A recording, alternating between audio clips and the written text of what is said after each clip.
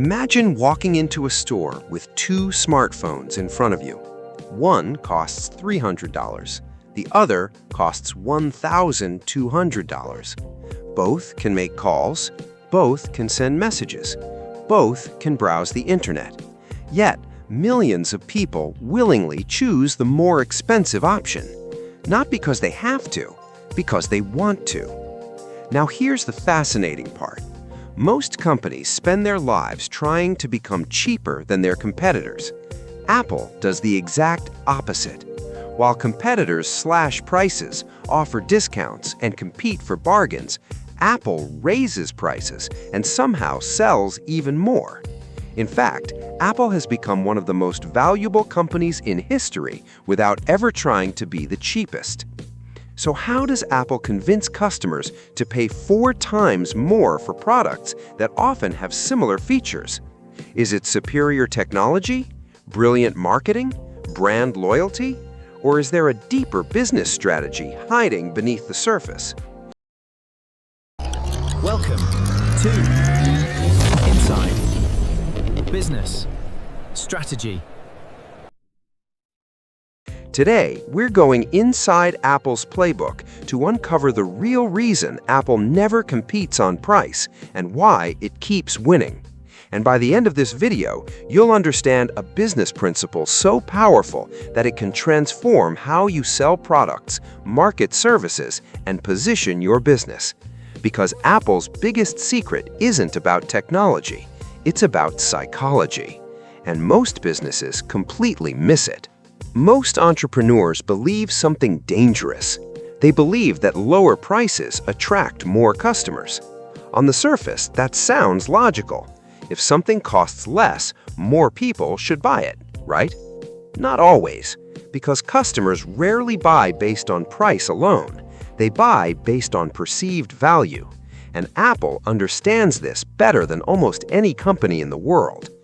Let's go back to the early 2000s. At that time, Apple was not the giant we know today. Microsoft dominated computers. Nokia dominated mobile phones. BlackBerry owned the business market. Apple was the underdog. Most experts expected Apple to compete aggressively on price. Instead, Steve Jobs made a completely different decision. Apple would never try to be the cheapest. It would try to be the most desirable. That single decision changed everything. Because the moment you stop competing on price, you start competing on value. And value is where real profits live. Most companies enter a race to the bottom. Apple entered a race to the top, and customers followed. Here's something most people don't realize. Apple is not primarily selling phones. Apple is selling identity. Think about luxury watches. A luxury watch doesn't tell time better than a cheap watch, yet people spend thousands of dollars buying them. Why? Because people aren't buying the function, they're buying what the product says about them. Apple applies the same principle.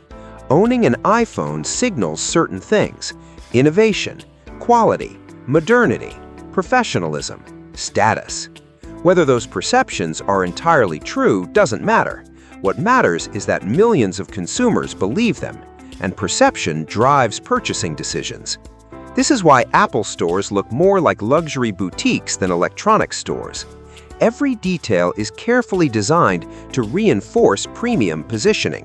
The lighting, the architecture, the product displays, the packaging, the experience.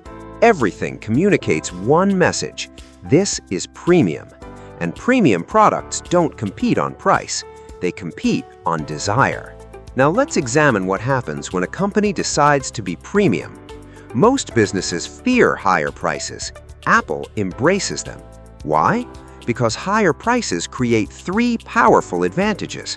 First, they increase perceived quality. Customers often associate higher prices with better products. Second, they create larger profit margins. Apple earns significantly more profit per device than many competitors. Third, premium pricing creates exclusivity. Not everyone can afford it, and paradoxically, that makes more people want it. This is a principle that has existed for centuries. Luxury brands understand it. Luxury hotels understand it. Luxury car manufacturers understand it. Apple simply applied it to technology, and it worked brilliantly. Because while competitors fought over affordability, Apple built aspiration. But premium pricing alone isn't enough. Many expensive companies fail. Apple's real genius lies elsewhere, the ecosystem. Imagine buying your first Apple product. Maybe it's an iPhone. Then you purchase AirPods. Later, you buy an Apple Watch. Then a MacBook. Then an iPad. Eventually, all your devices begin working together seamlessly. Photos sync automatically. Messages appear everywhere. Files move effortlessly. Everything feels connected. At this point, leaving Apple becomes inconvenient. Not impossible, just inconvenient. And convenience is one of the strongest forces in consumer behavior. Apple doesn't lock customers in with contracts. It locks them in with experience. The ecosystem creates loyalty that discounts cannot easily break. This means Apple doesn't need to compete on price. Its customers aren't comparing products anymore. They're comparing ecosystems, and Apple wins that battle consistently. Many competitors focused on features, more megapixels, more storage, more technical advantages. Apple focused on something else: simplicity, experience, trust, consistency. While competitors asked, "How do we build a better phone?" Apple asked, "How do we create a better customer experience?" That difference changed the game. Because customers don't buy specifications, they buy outcomes. People don't want a smartphone, they want connection, convenience, entertainment, productivity, status. Apple sells outcomes, many competitors sell features, and that distinction is worth billions. Now bring this back to your business, because this isn't really a story about Apple, it's a story about positioning. Most businesses ask, how can we charge less?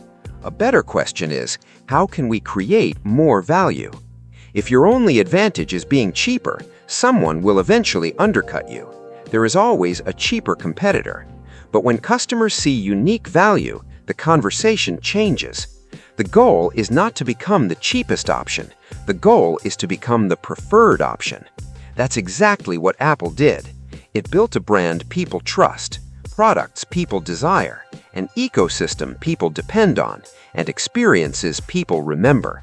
When those things exist, price becomes less important. Not irrelevant, but less important. And that's where sustainable business success begins. Apple's success was never about creating the cheapest products. It was about creating the most compelling reason to buy. While competitors focused on lowering prices, Apple focused on increasing perceived value. While competitors sold products, Apple sold identity. While competitors built devices, Apple built an ecosystem. And that's why Apple continues to win. The lesson is simple. Businesses that compete only on price often become commodities. Businesses that compete on value become brands. And brands have the power to charge more, earn more, and survive longer. The question isn't whether your business can lower prices. The question is whether your customers can clearly see why they're worth more.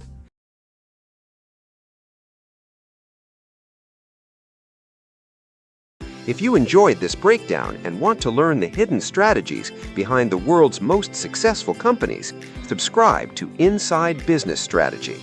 Because in our next episode, we're examining one of the most expensive mistakes in business history: how Blockbuster laughed at Netflix and paid the ultimate price.